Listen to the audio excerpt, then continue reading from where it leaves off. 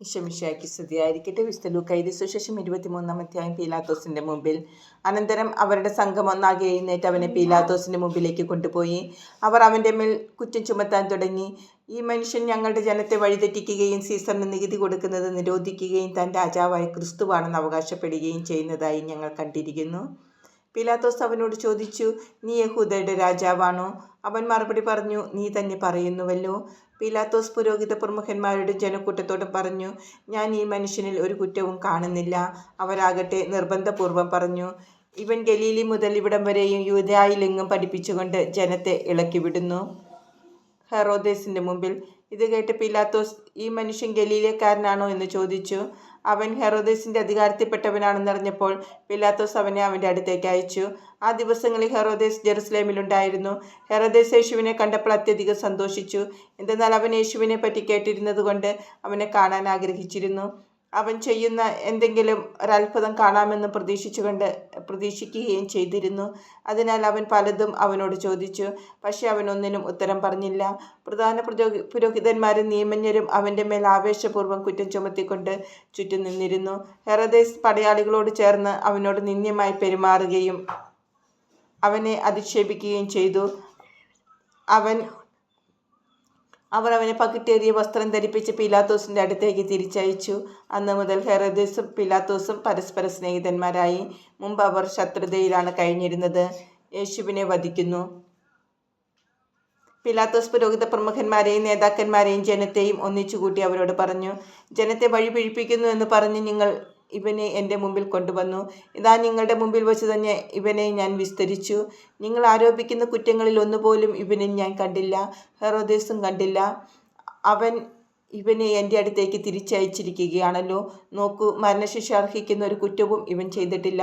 അതിനാൽ ഞാൻ ഇവനെ ചമ്മട്ടി കൊണ്ട് അടിച്ച് വിട്ടയക്കും. അപ്പോൾ അവർ ഏകസ്വരത്തിൽ ആക്രോശിച്ചു, ഇവനെ കൊണ്ടുപോവുക, ബറാബാസിനെ ഞങ്ങൾക്ക് വിട്ടുതരിക. പട്ടണത്തിൽ നടന്ന കലാപത്തിനും കൊലപാതകത്തിനും കാരാഗൃഹത്തിൽ അടയ്ക്കപ്പെട്ടവനാണ് ബറാബാസ്. യേശുവിനെ വിട്ടയക്കണമെന്ന് ആഗ്രഹിച്ചുകൊണ്ട് പീലാത്തോസ് ഒരിക്കൽ കൂടി അവരോട് സംസാരിച്ചു. അവരാകട്ടെ, ക്രൂശിക്കുക, അവനെ ക്രൂശിക്കുക എന്ന് വിളിച്ചു പറഞ്ഞുകൊണ്ടിരുന്നു. പീലാത്തോസ് 3-ാം പ്രാവശ്യവും അവരോട് ചോദിച്ചു, ഇവൻ എന്ത് തിന്മ പ്രവർത്തിച്ചു? വധശിക്ഷ അർഹിക്കുന്ന ഒരു കുറ്റവും ഞാൻ അവനിൽ കണ്ടില്ല. അതുകൊണ്ട് ഞാൻ അവനെ ചമ്മട്ടി കൊണ്ട് അടിച്ചു വിട്ടയക്കും. അവനെ ക്രൂശിക്കണമെന്ന് അവർ നിർബന്ധപൂർവ്വം ഉച്ചത്തിൽ വിളിച്ച് പറഞ്ഞുകൊണ്ടിരുന്നു. അവസാനം അവരുടെ നിർബന്ധം തന്നെ വിജയിച്ചു. അവർ ആവശ്യപ്പെട്ടത് അനുവദിച്ചു കൊടുക്കാൻ പീലാത്തോസ് തീരുമാനിച്ചു. അവർ ആവശ്യപ്പെട്ട മനുഷ്യനെ, കലാപത്തിനും കൊലപാതകത്തിനും കാരാഗൃഹത്തിൽ അടയ്ക്കപ്പെട്ടിരുന്നവനെ അവൻ വിട്ടയക്കുകയും യേശുവിനെ അവരുടെ ഇംഗിതത്തിന് ഏൽപ്പിച്ചു കൊടുക്കുകയും ചെയ്തു. യേശുവിനെ കുരിശിൽ തറയ്ക്കുന്നു. അവർ അവനെ കൊണ്ടുപോകുമ്പോൾ നാട്ടിൻപുറത്തു നിന്ന് ആ വഴി വന്ന ശിമയോൻ എന്ന ഒരു കിറേനക്കാരനെ പിടിച്ചു നിർത്തി. കുരിശ് ചുമലിൽ വെച്ച് യേശുവിൻ്റെ പുറകെ ചുമന്നുകൊണ്ട് വരാൻ നിർബന്ധിച്ചു. ഒരു വലിയ ജനക്കൂട്ടവും കരയുകയും മുറവിളി കൂട്ടുകയും ചെയ്തിരുന്ന സ്ത്രീകളുടെ സമൂഹവും യേശുവിൻ്റെ പിന്നാലെ പോയിരുന്നു. അവരുടെ നേരെ തിരിഞ്ഞ് യേശു പറഞ്ഞു, ജെറുസലേം പുത്രിമാരെ, എന്നെ പ്രതി നിങ്ങൾ കരയേണ്ട. നിങ്ങളെയും നിങ്ങളുടെ മക്കളെയും പ്രതി കരയുവിൻ. എന്തെന്നാൽ വന്ധ്യകൾക്കും പ്രസവിക്കാത്ത ഉദരങ്ങൾക്കും പാലൂട്ടാത്ത മുലകൾക്കും ഭാഗ്യം എന്ന് പറയപ്പെടുന്ന ദിവസങ്ങൾ വരും. അന്ന് അവർ പർവ്വതങ്ങളോട് ഞങ്ങളുടെ മേൽ വീഴുക എന്നും കുന്നുകളോട് ഞങ്ങളെ മൂടിക്കളയുക എന്നും പറയാൻ തുടങ്ങും. പച്ചത്തടിയോട് അവർ ഇങ്ങനെയാണ് ചെയ്യുന്നതെങ്കിൽ ഉണങ്ങിയതിന് എന്തു സംഭവിക്കും? കുറ്റവാളികളായ മറ്റ് 2 പേരെ കൂടെ അവനോടൊപ്പം വധിക്കാൻ അവർ കൂട്ടിക്കൊണ്ടുപോയി. തലയോട് എന്ന് വിളിക്കപ്പെടുന്ന സ്ഥലത്ത് അവർ വന്നു. അവിടെ അവർ അവനെ കുരിശിൽ തറച്ചു. ആ കുറ്റവാളികളെയും ഒരുവനെ അവൻ്റെ വലത്തുവശത്തും ഇതരനെ ഇടത്തുവശത്തും ക്രൂശിച്ചു. യേശു പറഞ്ഞു, പിതാവേ, അവരോട് ക്ഷമിക്കണമേ, അവർ ചെയ്യുന്നതെന്തെന്ന് അവർ അറിയുന്നില്ല. അവൻ്റെ വസ്ത്രങ്ങൾ ഭാഗിച്ചെടുക്കാൻ അവർ കുറിയിട്ടു. ജനം നോക്കി നിന്നു. പ്രമാണികളാകട്ടെ അവനെ പരിഹസിച്ച് പറഞ്ഞു, ഇവൻ മറ്റുള്ളവരെ രക്ഷിച്ചു. ഇവൻ ദൈവത്തിൻ്റെ ക്രിസ്തു ആണെങ്കിൽ, അവിടുത്തെ തിരഞ്ഞെടുക്കപ്പെട്ടവനാണെങ്കിൽ തന്നെ രക്ഷിക്കട്ടെ. പടയാളികൾ അടുത്ത് വന്ന് വിനാഗിരി കൊടുത്ത് അവനെ പരിഹസിച്ചു പറഞ്ഞു, നീ യഹൂദരുടെ രാജാവാണെങ്കിൽ നിന്നെ തന്നെ രക്ഷിക്കുക. ഇവൻ യഹൂദരുടെ രാജാവ് എന്ന ഒരു ലിഖിതം അവൻ്റെ തലയ്ക്ക് മീതെ ഉണ്ടായിരുന്നു. കുരിശിൽ തൂക്കപ്പെട്ടിരുന്ന കുറ്റവാളികളിൽ ഒരുവൻ അവനെ ദുഷിച്ച് പറഞ്ഞു, നീ ക്രിസ്തുവല്ലേ, നിന്നെയും ഞങ്ങളെയും രക്ഷിക്കുക. അപരൻ അവനെ ശകാരിച്ചു പറഞ്ഞു, നീ ദൈവത്തെ ഭയപ്പെടുന്നില്ലേ? നീയും അതേ ശിക്ഷാവിധിയിൽ തന്നെയാണല്ലോ. നമ്മുടെ ശിക്ഷാവിധി ന്യായമാണ്. നമ്മുടെ പ്രവൃത്തികൾക്ക് തക്ക പ്രതിഫലം നമുക്ക് ലഭിച്ചിരിക്കുന്നു.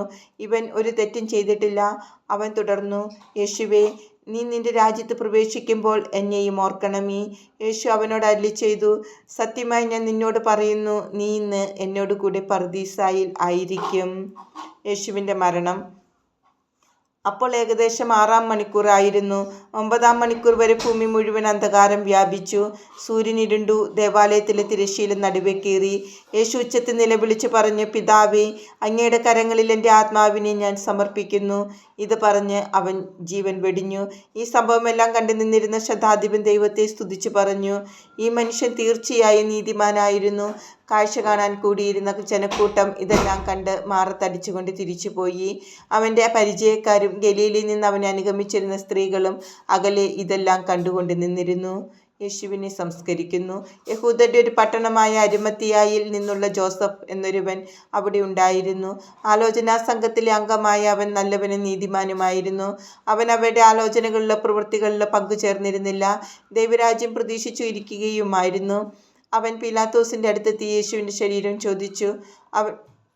അവൻ അത് താഴെയിറക്കി ഒരു തുണിയിൽ പൊതിഞ്ഞ് പാറയിൽ വെട്ടിയുണ്ടാക്കിയതും ആരെയും അന്നുവരെ സംസ്കരിച്ചിട്ടില്ലാത്തതുമായ ഒരു കല്ലറയിൽ വച്ചു. അന്ന് ഒരുക്കത്തിൻ്റെ ദിവസമായിരുന്നു, സാബത്തിൻ്റെ ആരംഭവുമായിരുന്നു. ഗലീലയിൽ നിന്ന് യേശുവിനോടൊപ്പം വന്നിരുന്ന സ്ത്രീകൾ അവനോടൊപ്പം പോയി കല്ലറ കണ്ടു, അവൻ്റെ ശരീരം എങ്ങനെ സംസ്കരിച്ചു എന്നും കണ്ടു. അവർ തിരിച്ചു ചെന്ന് സുഗന്ധദ്രവ്യങ്ങളും ലേപന വസ്തുക്കളും തയ്യാറാക്കി. സാബത്തിൽ അവർ നിയമാനുസൃതം വിശ്രമിച്ചു.